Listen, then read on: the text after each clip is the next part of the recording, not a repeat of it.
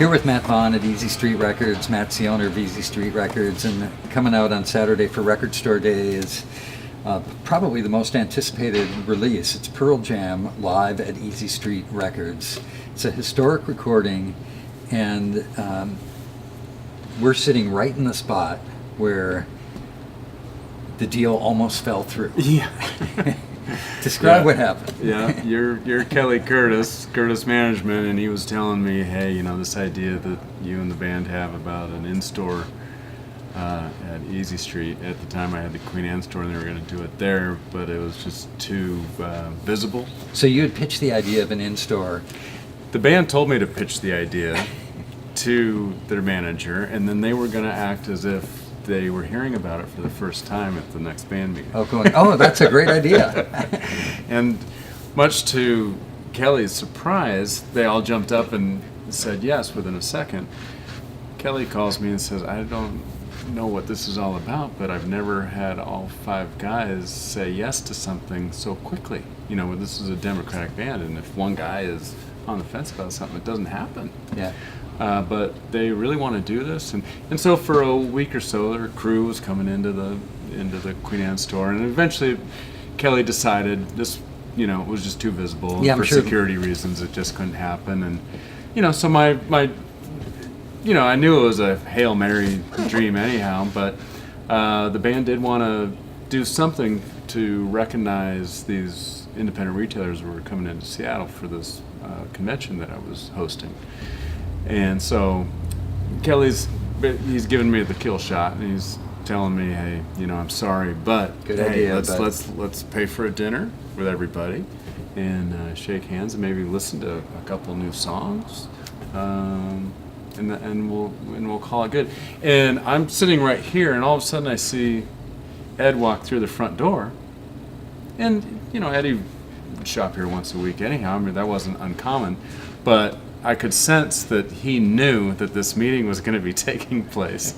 He catches Kelly's eye from across the coffee bar here, and he's standing over by the Sonic Youth section over here. He's playing air guitar and swaying around with his microphone. And there's tons of customers, you know. And there's Eddie in the middle of the store, and this is 2005.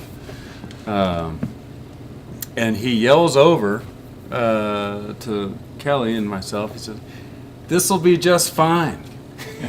And sure enough, that is where they performed, and that is where he was, you know, as frontman, center, and he kind of designed the stage area shortly thereafter, and we had to move everything out, which was fine. I needed to get new record bins anyway. That's amazing. That's amazing. So the band was behind it. The band wanted to ensure that it happened. Yeah. Yeah, and then it did. I didn't necessarily know that it was going to be a full-blown, you know, rock show. You know, typically for an in-store, especially with a band of that nature, and in a small place, you'd expect MTV Unplugged kind of a thing. Yeah, they're not going to go full out. They brought everything in here. And what I had to do, and the pact that I made with Kelly and the band, was that I would not tell anybody, including staff. So it was a secret between the band and myself. So the store was packed. How did people find out? Well, we bussed everybody over, and I had told all these record shops, you know, I mean, I was putting the schedule together for a couple of days, and we were bouncing all over town. We hung out at KEXP. We did a few events with you guys. We went to Chop Suey, and John Doe and Nancy Wilson played together. My Morning Jacket played for the first time in Seattle at the Northwest Film Forum. Yeah, they were on my show when they were here. Yeah. It was amazing. And Charlie Sexton and a handful of other artists, and Cameron Crowe was here. You know, the show ended up becoming this monumental performance that, you know, in the words of Matt Cameron, this is the greatest my drums have ever sounded. I hope one day we can release this.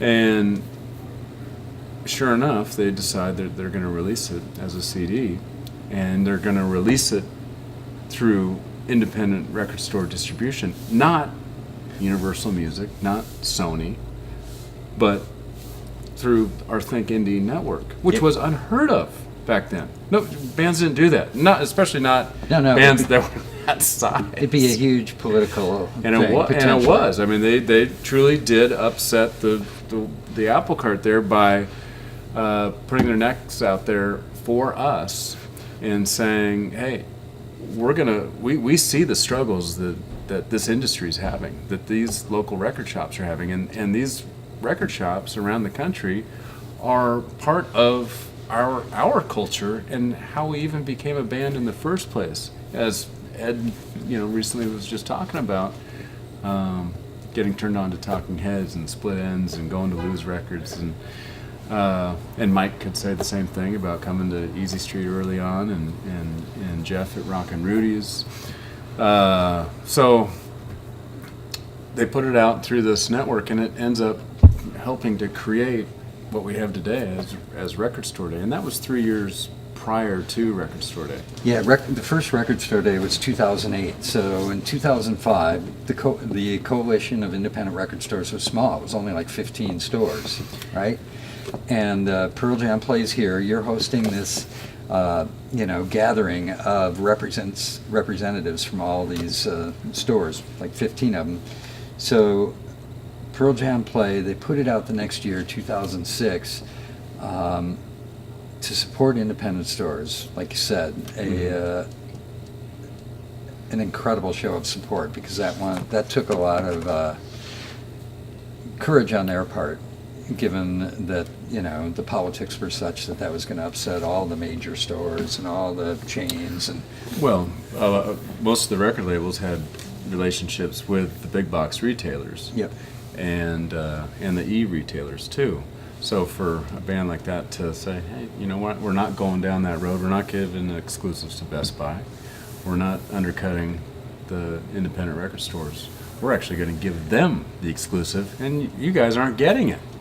That had never happened before. No, that's fantastic. And that actually helped directly lead to what would become Record Store Day, because that resulted in, as you mentioned before, 3 different coalitions, probably 2006, 2007, coming together, banding together, realizing that they needed to collectively take a stand. Exactly. When we realized that CD was going to be coming out, we realized it was too big for just us, for just this coalition of independent Sims coalition. So we essentially threw the our playbook to other stores, and stores that might have even been competitors, like Sonic Boom, for example, great Seattle store, but we were competitors. Sure. I mean, sure, we still are, but you support each we're other. Now but, yeah. more friends because we're in it together. You merge to emerge. Yeah. And not to sound too communist there, but without us joining forces and these 3 coalitions coming together, Record Store Day would have never happened. Yeah, it's an amazing bit of history that Pearl Jam live at Easy Street, recorded in 2005, started. What I forgot to say was that I had to keep this as a secret before the show happened, including the record stores that were going to be bust out here, and to my staff. So what I did is I put a note together that just said, remodeling party. This is to my staff. Remodeling party, free beer, band will play. Please show up. Only half of them showed. So I live in West Seattle. This is my local record store. Shop here a lot. Where was my invite? No, my wife wasn't even, my girlfriend at the time wasn't even invited. I mean, it was pretty strict. That's cool.